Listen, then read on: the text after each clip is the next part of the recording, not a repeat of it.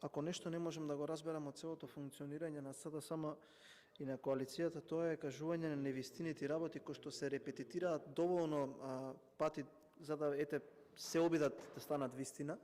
И не можам да го разберам тоа, затоа што едноставно мојот вака политички склоп не може да разбере дека лагата може да биде оправдано средство за политичко функционирање во политиката општо, бидејќи не мислам дека треба во политиката да се употребуваат лаги воопшто, а не па толку дрско да се лаже, обидувајќи се да се представи нешто како навистина да се случило.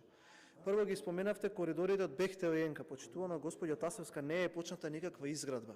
Освен една табла која што и таа се сруши, се испотроши еден куп пари и сега уште 3 или 4 дена до крајот на годината 250 милиони евра дадовме само оваа година, а ниту една шајка не е закована. Од 1 до 31 јануари оваа држава и граѓаните ќе платат уште 250 милиони евра, а нема да има ниту една шајка закована. Понатаму го спомнавте експресниот пат од Крива Паланка до излез со границата со Бугарија. Не знам колку ви информирале, но во собраниска процедура има закон за дополнителни 31 милион евра кои што оваа држава треба да се задолжи, бидејќи има пречки во изградбата на тој експресен пат. 7 година сте на власт, еден пат не можевте да го завршите. Тоа доволно говори за определбата на било која политичка конгломерација која што во моментот ги правува институциите. И понатака навистина ми е жал, но би сакал да ми одговорите вие зошто не успеавте да ги убедите вашите колеги, вие не сте конкретно член, но има тука луѓе кои што сте членови на Комисијата за финансирање и буџет и не гласавте за амандманот на ВМРО ДПМН за зголемувањето на студентскиот оброк од 140 на 200 денари.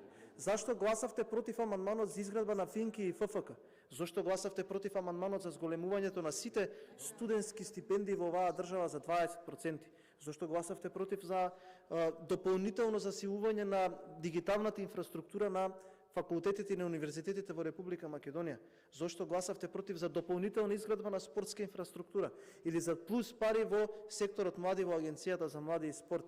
Мислам дека тоа се доволни индикатори за тоа каде се движиме ние. Да, вие имате еден начин на гледање на работите, ние имаме друг начин на гледање на работите, но на крај актите кои што ги правиме и делата кои што ги превземаме доволно кажуваат каква е нашата заложба.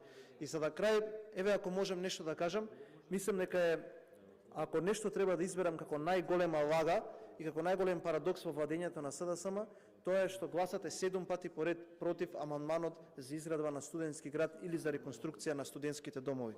Студентите и учениците, а воопшто и образованието во оваа држава е на историски минимум, а за жал морам да констатирам дека во новиот буџет нема да има одвоено средства за подобрување на оваа суштинска општествена гранка. Благодарам.